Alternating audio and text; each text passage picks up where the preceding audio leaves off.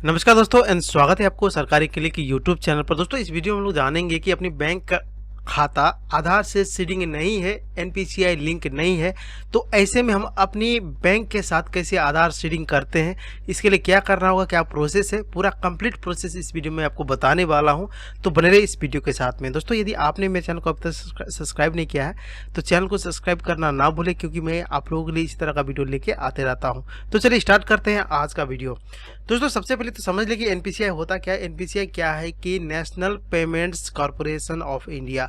ये क्या करती है कि गवर्नमेंट का कोई भी स्कीम आती है ना, वो स्कीम के थ्रू बेनिफिशियरी को डायरेक्ट डीबीटी का लाभ लेने के लिए एनपीसीआई करवाना जरूरी होता है अपनी बैंक खाता के साथ, आधार कार्ड के साथ बैंक खाता को। ठीक है, इससे क्या होगा, जब भी गवर्नमेंट कोई स्कीम के थ्रू आपको कोई भी अमाउंट सेंड करती है तो वो आपके अकाउंट नंबर के थ्रू नहीं सेंड करती है, वो डीबीटी के थ्रू सेंड करती है। डीबीटी क्या होता है कि वो आधार नंबर से लिंक रहता है, तो डायरेक्ट आधार नंबर के थ्रू ही वो क्या करती है, पेमेंट सेंड करती है।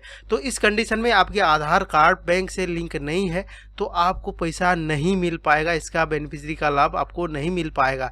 तो इससे पहले गवर्नमेंट बोलती है कि जब आप कोई भी गवर्नमेंट का कोई लाभ लेना चाहते हैं तो उससे पहले आप अपनी बैंक को आधार से लिंक करवा लीजिए, एनपीसीआई करवा लीजिए, आधार सीडिंग करवा लीजिए, ये चीज़ बोलती है। ठीक है, तो ये कैसे करना है, यदि आपका अकाउंट ऑलरेडी आधार से लिंक है, इस कंडीशन में आप चाहते हैं कि उस बैंक अकाउंट को चेंज करके दूसरे अकाउंट को ऐड करें, तो वो तरीका भी मैं आपको इस वीडियो में बताऊंगा।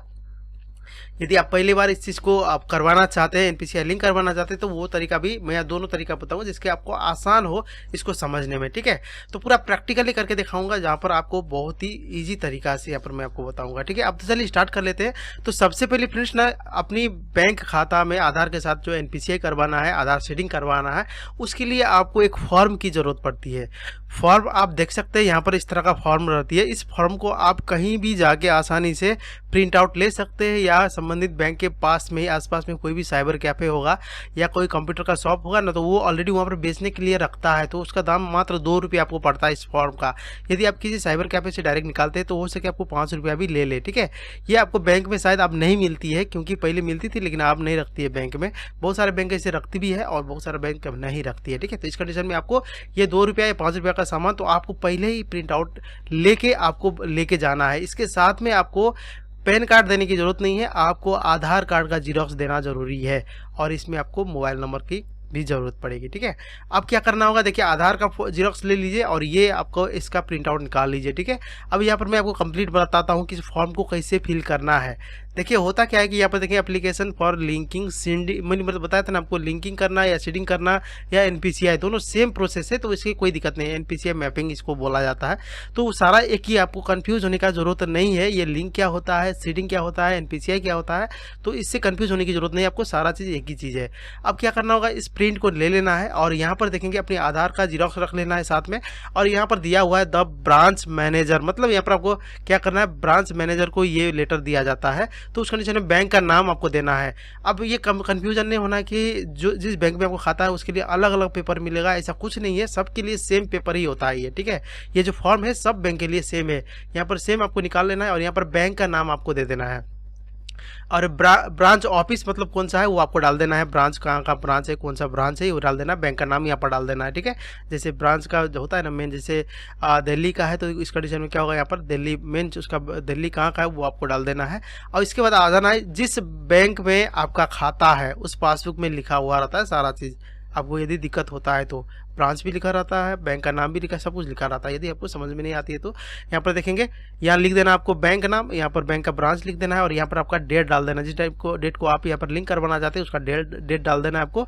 अब नीचे आ जाना है, यहाँ पर देखेंगे I am having a saving bank account number, तो आपको यहाँ पर अपना पासबुक को देखते हुए अपनी बैंक अकाउंट नंबर को यहाँ पर फिल कर देना, पूरा सब पेन से लिखना है। ठीक है, यहाँ पर कुछ कंप्यूटराइज करने की जरूरत नहीं है, आपको यहाँ पर पेन से लिख देना अपना बैंक अकाउंट नंबर, और साथ में यहाँ पर अपना नाम डाल देना है पूरा। ठीक है ना, ये पूरा नाम डाल देना है। इसके बाद नीचे आ जाना है, आपको कुछ ज़्यादा समझ में नहीं आया, कुछ करने की ज़रूरत नहीं है, और यहाँ पर आपको क्या करना होगा, अपना सिग्नेचर या अभी थंब लगाते थंब या आप कस्टमर का होना चाहिए यहाँ पर। ठीक है, साइन कर देना है या थंब जो भी है वो कर देना है। अब यहाँ पर देखिए option for receiving direct DBT transfer, DBT beneficiary के लिए यहाँ पर दिया हुआ है इसके लिए दोस्तों सबसे पहले आपको क्या करना होगा, यहाँ पर दिया हुआ कि जिस बैंक खाता को आप सीडिंग करवाना चाहते हैं एनपीसीआई के थ्रू, तो वो अकाउंट नंबर यहाँ पर डाल देना है।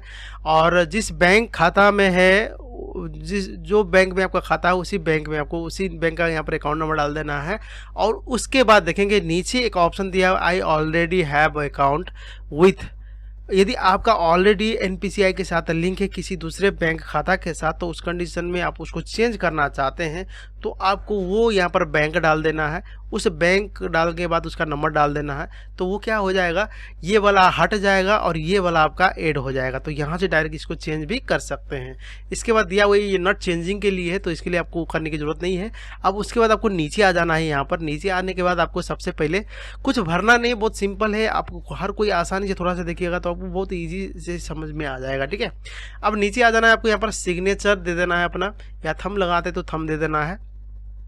और यहाँ पर आपको कुछ छेड़छाड़ करने की जरूरत नहीं, ये आपके लिए नहीं, ये है आपको किसके लिए है, ये ऑफिशियल के लिए। ठीक है, ये ऑफिस के जो मेन ऑथराइज पर्सन होंगे वही करेगा, ये आपको करने की जरूरत नहीं है। अब यहाँ पर सिग्नेचर करने के बाद आपको नीचे अपना नाम पूरा डाल देना है, यहाँ पर अपना मोबाइल नंबर डाल देना है, और यहाँ पर आपको ईमेल आईडी है तो डाल देना है, नहीं है तो कोई दिक्कत नहीं। लेकिन मैं रिकमेंड करूँगा कि आपके पास में ईमेल आईडी, अभी के टाइम में सबके पास एंड्रॉयड मोबाइल रहती है, तो सब में ईमेल आईडी बना हुआ रहता है, तो उस कंडीशन में आप वो वाला ईमेल आईडी भी यहाँ पर डाल सकते हैं। और यहाँ पर कॉपी ऑफ आधार में टिक लगा दें। ठीक है, तो आपका आधार कॉपी आपको एक जेरॉक्स ले लेना है, उसको लगा देना है साथ में।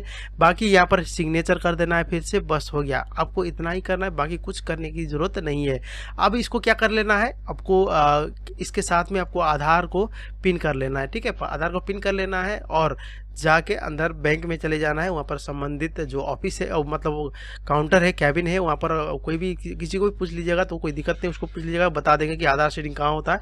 तो वहाँ पर संबंधित पर्सन को दे दीजिए और तुरंत हैंड टू हैंड करके दे देंगे, वो टाइम नहीं लगता है। उसके लिए फ्रेंड्स ना एक चीज़ और बता देता हूँ, यदि हो जाने के बाद वहाँ पर आधार eKYC एक सर्टिफिकेट भी मिलता है। ठीक है, वो लेना ना भूले। ऐसे तो वो पर्सन आपको ऑटोमेटिक दे देती है, लेकिन नहीं देती है, तो उस कंडीशन में आपको वहाँ पर ले लेना है। तो सर्टिफिकेट आपको लेना चाहिए। ठीक है, वो ऐसे तो दे देते हैं, नहीं देंगे तो आपको रिक्वेस्ट करेंगे तो वो दे देंगे निकाल के, कि जिसमें आपको सारा चीज़ फिल रहेगा और eKYC डन का एक सर्टिफिकेट होता है, निकाल के वो आपको दे देते हैं। दोस्तों इस तरह आप क्या कर सकते हैं, अपनी बैंक को आधार के साथ एनपीसीआई लिंक बोले या आधार सीडिंग बोले या eKYC जो भी बोले, सारा चीज़ करवा सकते हैं डायरेक्ट डीबीटी का लाभ लेने के लिए। दोस्तों आशा करता हूं कि आपको ये वीडियो जरूर पसंद आई हो। यदि वीडियो पसंद आए तो वीडियो को लाइक एंड शेयर जरूर करें। अगले वीडियो फिर मिलते, तब टेक केयर, बाय बाय।